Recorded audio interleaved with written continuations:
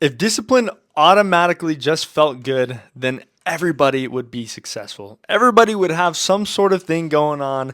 They'd be making lots of money. They'd be very prosperous. There would be no failure. But that's not how things work. And discipline is not at all like that. Back in the day, back in the good old days, when polio virus was what was trending, before our cell phones and everything else, when everybody was just catching viruses for fun, we saw a major analytic shift in just society as a whole. And what was that shift? What changed? Well, suddenly these poets start coming out of nowhere. These massive poets, these great thinkers, these successful businessmen all start submerging out of the dust of nothing, right? I don't know if that even makes sense. I'm just kind of word vomiting right now. But all these great people started coming out and they're like, what is happening? And what they found is that the hardship that they were facing changed people almost genetically. And yes, you heard me correctly. Hardship changes everything. And that's exactly why discipline is so hard. Now let's think again. Here's another example. The Great Depression formed some of the richest men in the world. Some of the richest corporations were started in the Great Depression. Which were those? Think about Disney. Disney started in the Great Depression. Walt Disney took advantage of the Great Depression and made something amazing out of hardship, out of nothingness, out of...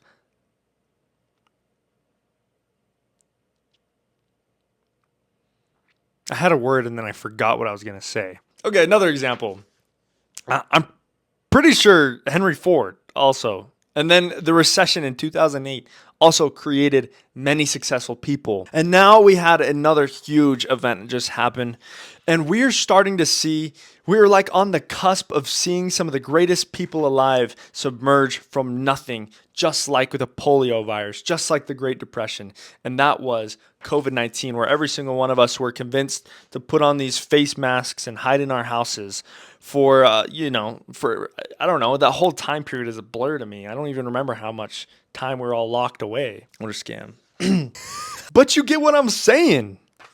Hardship brings growth. Hardship brings change. Are you going to be a part of that? Are you going to be part of one of the next rising great poets and thinkers and inventors and creators of the world? Are you going to be a part of that? Or are you going to take this opportunity and let it pass by? Well, in order to succeed and become a part of that, you have to embrace discomfort.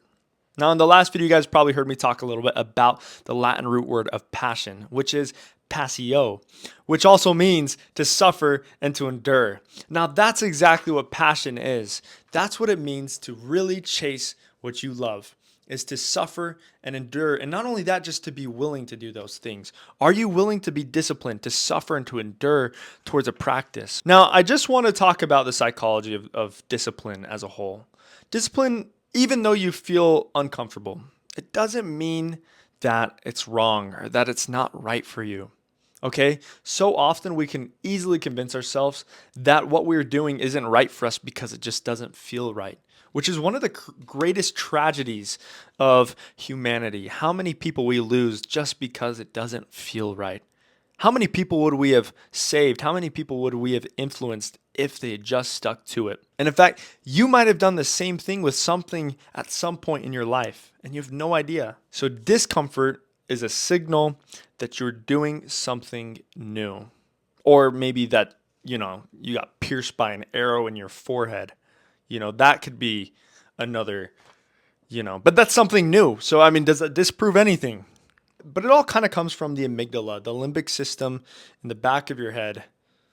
But it all kind of comes from the amygdala, the limbic system in the back of your head, which essentially signals to the brain, hey, this isn't comfortable, this doesn't feel good, you need to stop. It'll activate your fight or flight, it'll make you scared, it'll make you nervous, it'll make you kind of sick, it'll make you nauseous, it'll do all sorts of things because you are not comfortable. Now, can't you see that maybe these are all attributes of not God, maybe not even of you, but more of Satan? Can't you see that Satan would want to utilize the amygdala and the limbic system for his benefit so that you could stay suppressed? Can't you see that? That the whole reason maybe that you don't feel like doing something. Like the other day, I had I just started this challenge of creating many videos out of some inspiration.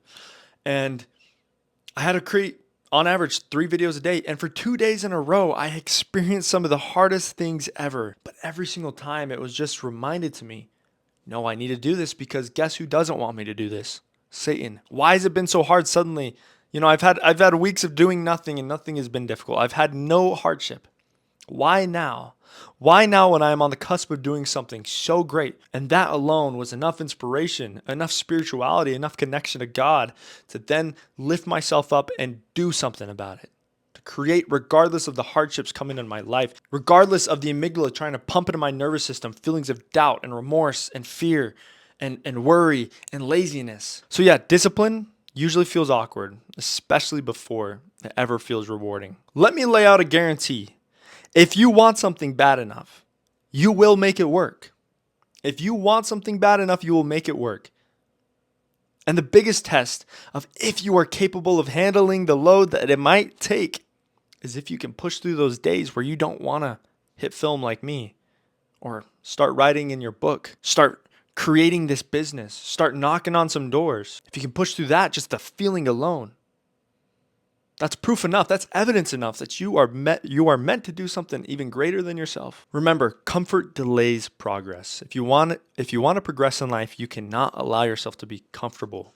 Accept the new norm of discomfort, of never being sure of your actions, of never even being sure of the next step. Friction creates growth. If you aren't rubbing against the shoulders of pain and afflictions and of unsurety, then you're probably not in the right place. This is exactly why discipline does not feel good at first, nor will it ever feel good. And that's exactly the point.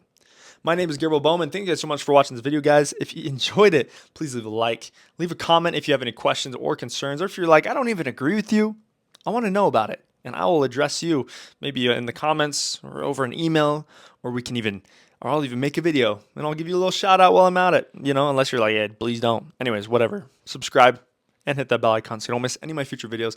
I'm going to be posting a lot more videos like this over the next couple months, 3 a week. So you're going to change a lot if you stay committed. Hey, it might be a little uncomfortable at first. You might not want to see my face that much. But listen, I promise you, it will change your life. And if you're looking for a good series to get you really changing your life, go onto the playlist section and look at the journaling playlist that I created.